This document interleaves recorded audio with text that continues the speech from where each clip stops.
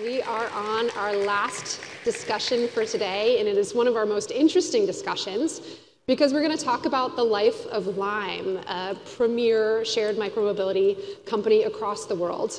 And in order to do that, in a second, I'm going to have Wayne Ting join me on the stage. Wayne joined Lyme in 2018 as the global head of operations, so he really understands how to run a shared micromobility company. And he became the CEO a little more than a year and a half ago in May 2020. Wayne's focus since he joined Lyme has always been on operational excellence and also on the path to profitability, making sure that the company is on its way towards its mission, shared, affordable, and carbon-free transportation future.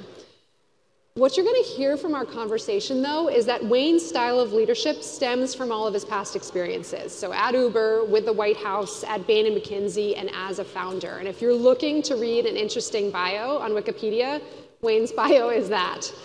So Wayne, please join me on the stage. Very happy to have this conversation with you, and we'll sit down next to these lovely yellow flowers, which I'm sure were entirely intentional. Yeah. Thanks, Wayne. Awesome. Thank you so much for having me. Yeah, no, thank you for being here. Wayne, we creatively titled this Fireside Chat, The Life of Lyme. Yes. And I feel compelled that my first question is going to have to be about where is Lyme in its life as a company, and how has that changed from when you started in 2018? Well, Lyme is doing really well. It's actually amazing to be back at Micromobility Conference because there's so many Lyme teammates, former teammates here. But it's been a journey since 2018, and I know for the entire industry as well. Certainly, you know, during the pandemic was really, really difficult. And when people don't leave their homes, don't go to work, there's no tourism, transportation doesn't do very well. Yeah. But I think the incredible thing is we also use that time to improve our margins, to grow the business, enter more markets. And today, Lyme is bigger than ever. We're going to have a record year on top line. We're going to have a record year on bottom line. But I think the most important thing, if I think about Lyme today, or maybe the industry today, is that I think the urgency of our mission feels more important today than ever before. The climate crisis is only worsening. The number one source of carbon pollution in the United States and Europe is cars, is transportation. And the need to drastically reduce our reliance on cars and invest in micromobility feels more urgent than ever. And so when I think about where Lyme is, I feel like we got through the hardest part that all of us we couldn't even dream up how difficult it was. And we came out stronger. And then now the thing we got to get done feels more important than ever before. Yeah. When you became CEO in May of 2020, you must, why did you take the job? What made you say, this is going to be a good idea, and here are the next two things we need to do in order to sort of improve our odds of succeeding through this pandemic? So I was at Lyme for 2 years before that. I ran operations at Lyme, and every year, every company, I'm sure, you do projections, you do top case, bottom case. You never do a case when 90% of your revenues goes away. Yeah. And that's not a thing that you do? Yeah, you don't plan for that? And when I became CEO, we had to go through just some of the hardest stuff that any company would go through. We went through a down round, we went through layoffs. But your question, why did I take this job? I took this job because this industry needs to exist. Because the thing that we're all fighting for is bigger than one company, it's bigger than one person. And I wanted to do whatever I can to say, how do we get Lyme through this moment? Because we got to get more cars off the road. And if Lyme goes out of business, or frankly, any of our friends in the industry goes out of business, that makes it harder. So I was excited to take that on, and it was hard. But I think the thing that was always amazing was that because the mission is what drives so many people who work at Lyme to come to work every day, no one gave up. Through all the hardest moments of Lyme, people doubled down, they fought harder, and we were able to get through it and be here today. Yeah. You said our friends in the business, and one of the things that I've been sort of hearing, maybe intuiting from being at this conference, is that maybe there's not as much collaboration as is needed in the micromobility industry. So, who are your friends? Who are your friends in the business? How are you starting to look at those collaborations across companies that are seemingly competitors? Yeah, awesome question. I'm so glad to be here, in part because I think too often within the micromobility industry, we see each other as competitors. We see each other between shared and personal ownership. You look at a bird or a Tier or a Voy or a Veo and you think we're competing. But the truth is we're actually not, because everybody, every day, the thing that we're fighting for is the same common goal to get more people out of cars into micromobility. We do have a competitor. It's cars. And frankly, they're kicking our butts. You go walk outside, we are losing the fight to bring about green transportation, and yet we spend so much of our time undercutting each other. We spend so much of our time racing to the bottom, agreeing to regulations that will help nobody. Doesn't help riders, doesn't help each other. Yeah. And I do think one of the most incredible things, and I'm seeing that now in the industry for the first time, is that we're taking a step back and saying, how do we work together? How do we collaborate on model regulation? Yeah. How do we cheer each other on? I want to see our friends in the industry succeed, because without that support, we are going to fail, because we are losing the fight against cars. We are losing the fight against electric vehicles that frankly aren't even that green. And if we don't come together as an industry, I think we're going to find ourselves failing in that all-important mission, which is how do we decarbonize transportation and how do we decarbonize it fast? Interesting. So the common enemy is the car. But at the same time, instead of making friends with the other micromobility players, you could have made friends with a car company or with car companies. Do you see it as productive to be sort of anti-car, or do you think it's more helpful to, I don't know, figure out, and we were talking about this on an earlier panel, a way to hold hands with car companies and figure out what your overlapping interests are? So I think for us to get to where we need to go, we need to have an honest conversation about cars. Yeah. And I don't think we are. Yeah. If you look at the #1 source of carbon pollution, it's transportation. The vast majority of that, 70+%, comes from personal cars and trucks. And one of the biggest lies I think we keep on telling ourselves is that electric vehicles can solve all of our problems. It won't. Yeah. The reason why cars is the #1 contributor to carbon pollution is because it's heavy. The average car is 4,000 to 5,000 pounds. So when I use a 5,000-pound tank to move a 200-pound human, all the energy is in moving the tank. Yeah. That's the fundamental problems, and no amount of electrification can solve that math. In fact, I think one of the biggest problems with electric cars today is that because we've told ourselves this lie that if you buy an electric vehicle, you've done everything, you're an angel, we are now allowing ourselves to buy bigger and bigger and bigger electric cars. The F-150 Lightning that many liberals tout as the savior for green transportation weighs over 10,000 pounds. 10,000 pounds. The latest Hummer electric vehicle has a battery that weighs more than almost any car you can drive. A Honda Civic, yeah. Than a Honda Civic. Yeah. And the majority of the world's electricity is not green. The #1 source for carbon pollution in the United States, in Europe, is transportation. #2 is electricity. Yeah. 60% of electricity generation in China comes from coal. Comes from coal. Yeah. And if we keep on telling us this lie that electric cars is part of what's going to create green transportation, we're going to go further and further down and consume more and more, and going towards a solution that fundamentally doesn't resolve and doesn't reduce carbon emissions fast enough and broadly enough. Yeah. The move to electric vehicles in China today is worsening the climate crisis because the majority of electricity in China comes from coal.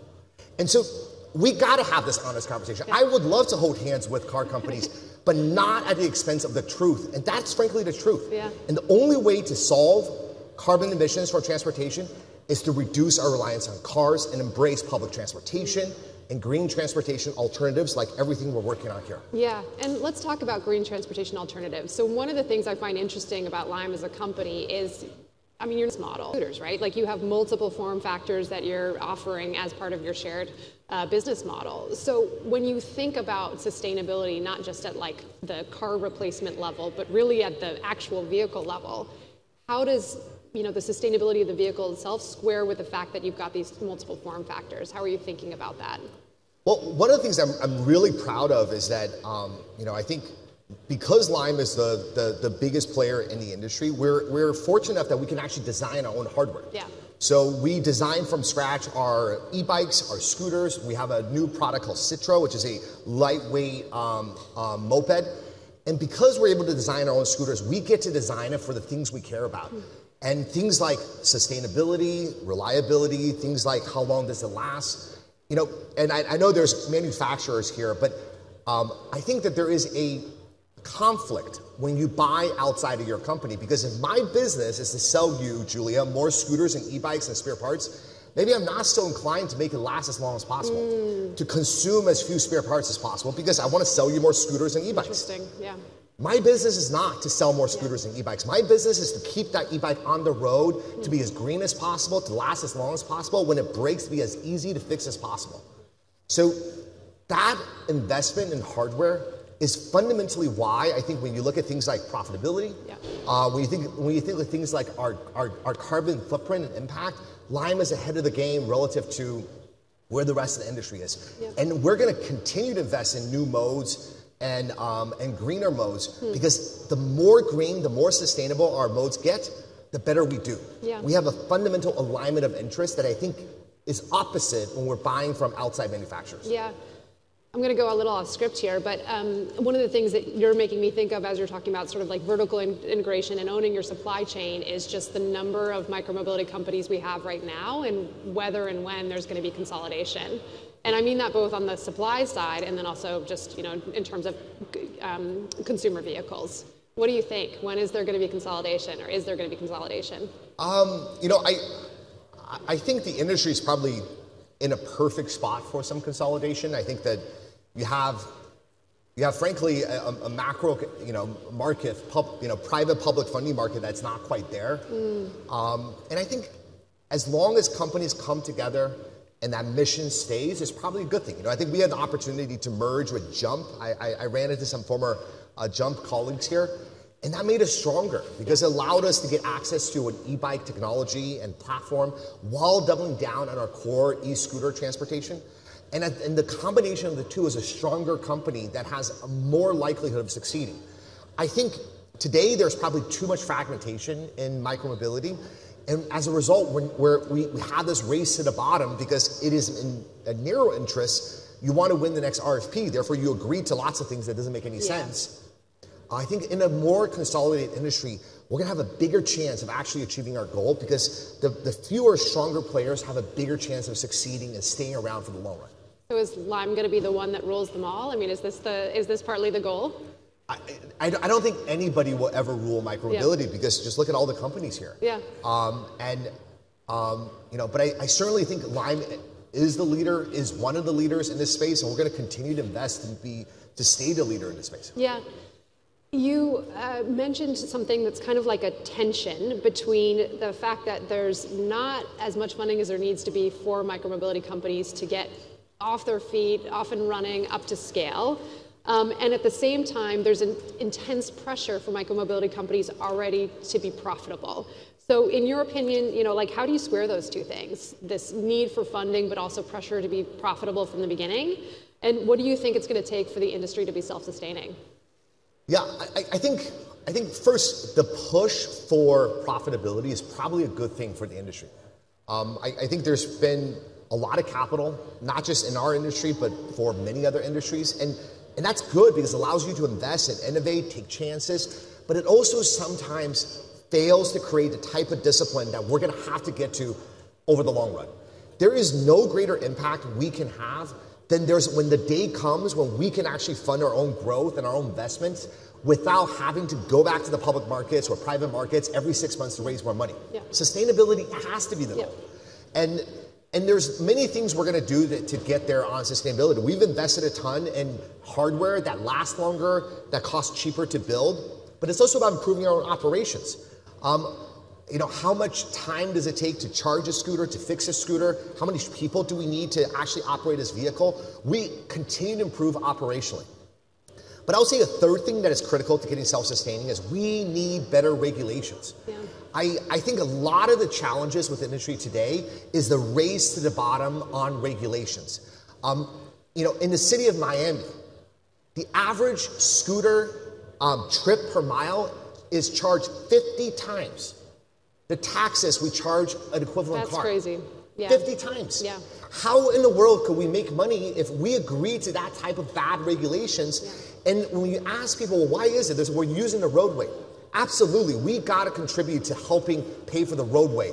But it is not the abundance of scooters and e-bikes that is creating the cracks in the usage, that is creating parking issues and congestion issues. We're agreeing to that sort of taxation when it is fundamentally harmful to the consumer, because ultimately that gets passed on to the consumer and it makes fewer people adopt micromobility. I'll give you another example, and I apologize for saying this because I know there are people here working on this. One of the big pushes is let's add a camera to every scooter and e-bike. And I apologize if you're working on this. I think there is no worse idea in the history of micromobility than adding cameras to every single scooters and e-bikes. The average camera is $100. And then when you ask the regulator, they say, well, we want to know where you are at all times. We want to look at where you are going. And my question is, when was the last time have we ever required that of cars? Yeah.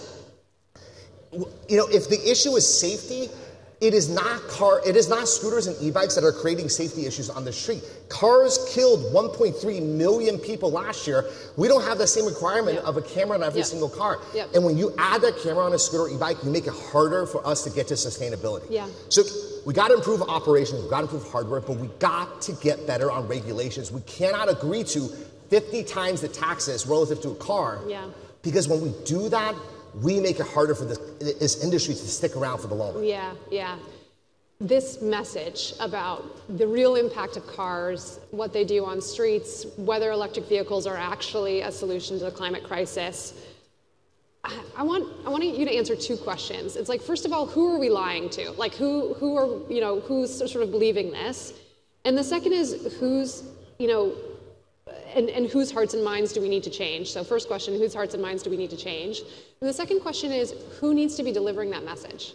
Like, is it important who says that and how loud they say it and what platform they have? You know, what are your thoughts? You're saying, your question was, who needs to deliver the message that cars actually will not solve? And who needs to hear it? Yeah, I think all of us should say it. You know, the hardest thing that for many politicians, for any of us to do, is to go to a voter and say, for us to get to where we need to go on climate change, you got to fundamentally change your life. That's hard. It's much easier to say, you're doing amazing. You know what, that big truck you drive, just drive a bigger electric truck, and you did it. Great job. And you see this in legislation. And when we were chatting earlier, you look at the Inflation Reduction Act. No subsidies for green transportation, no subsidies for e-bike manufacturers, billions of subsidies for electric vehicles.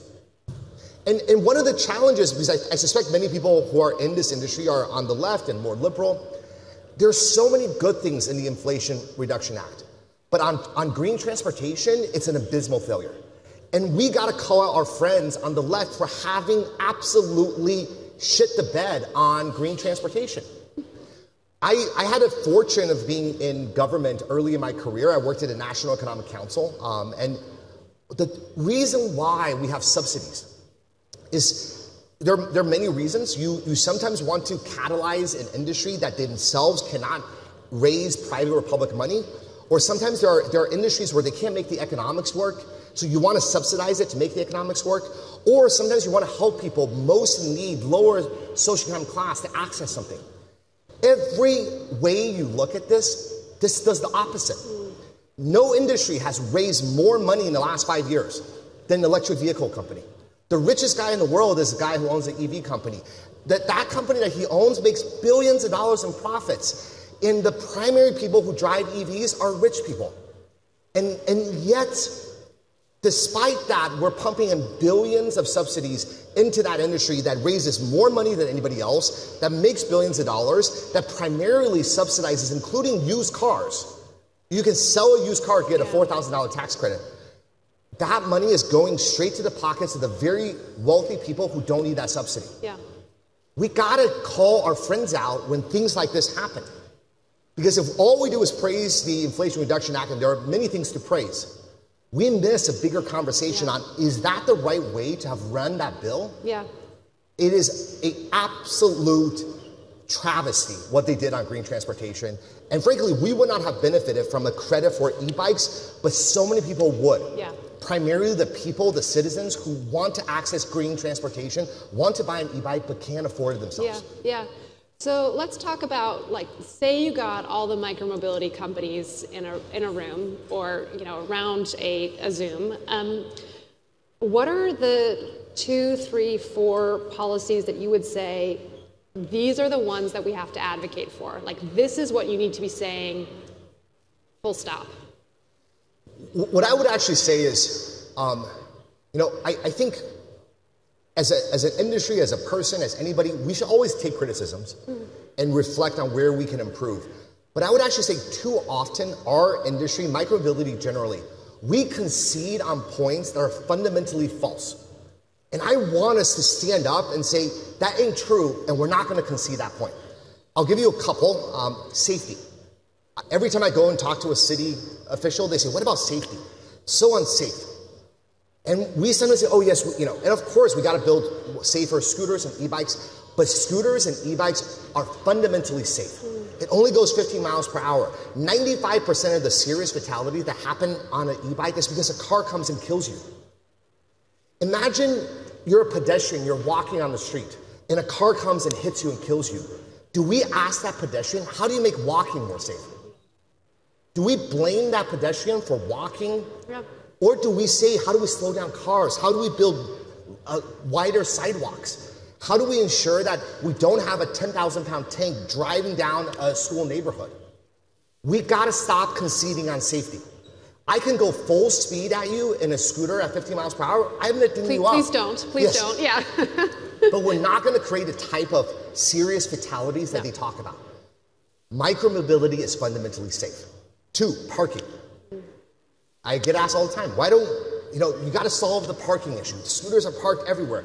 I get tagged on social media all the time, like, get this e-bike out of my street. And they would have a Lyme e-bike. Behind it, 1,000 cars, lined back to back to back to back. They don't see the cars. Yeah. They only see that e-bike. Yeah. If you look at the city of San Francisco, across all the operators, we have 5,000 e-bikes and e-scooters. There's 400,000 cars. Each car, I can put 8 e-bikes. And so come and say clutter is a challenge of this industry. Yeah. My question is, compared to what? Yeah. We're the ones cluttering the streets. I have no city in the world do I see an abundance of e-bikes. Maybe Amsterdam and Copenhagen, it's great. But no city in the world, in the United States, it is because of the overabundance of e-bikes and e-scooters that's causing parking issues. And yet we concede that point. Yeah. I can go on and on carbon. We just talked about it. We concede a point that, yes, there's a solution by buying electric vehicles as well. No, there ain't. There is not a solution out of this climate crisis if all we did is buy bigger and bigger electric trucks. We got to start walking with confidence and challenging these falsehoods if we're going to have a chance with this industry. Yeah. Yeah. Well, Wayne, I know that we got to get you to your flight on time. And so I'm going to give you the last word here and then say a huge thank you to you for closing out this conference. And I really want you to talk a little bit about the fact that Lyme has done so much in order to improve access across the board to people for micromobility.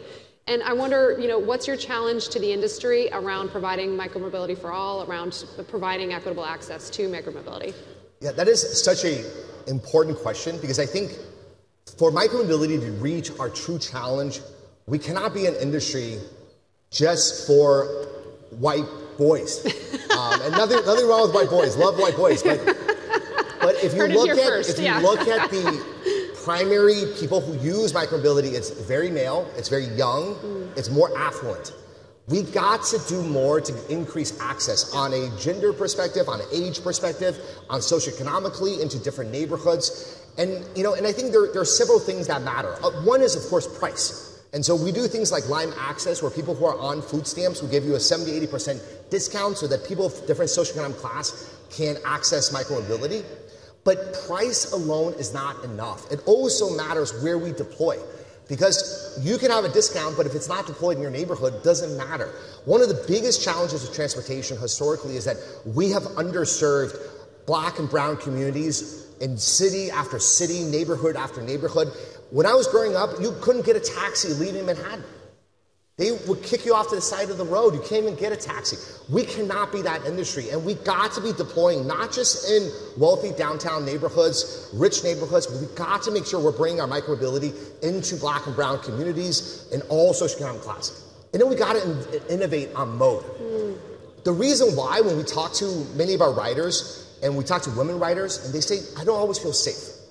We talk to older riders, they don't always feel safe. How do we build the next generation of micromobility that gives people the sense of comfort? We just launched this product called Citro. It's a moped competitor, but we designed it with a women rider in mind. Yep. And they said we want it to be lighter. We wanted to sit lower to the ground. I want to not feel like I'm like crossing over, because that's not how you want to potentially get on a vehicle.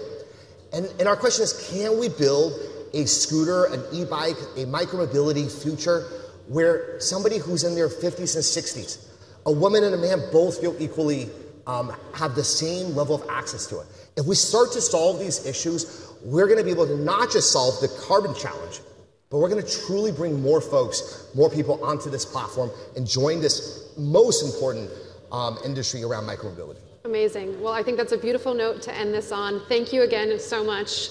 Please join me in thanking Wayne for closing out this conference in such an enthusiastic and energetic way.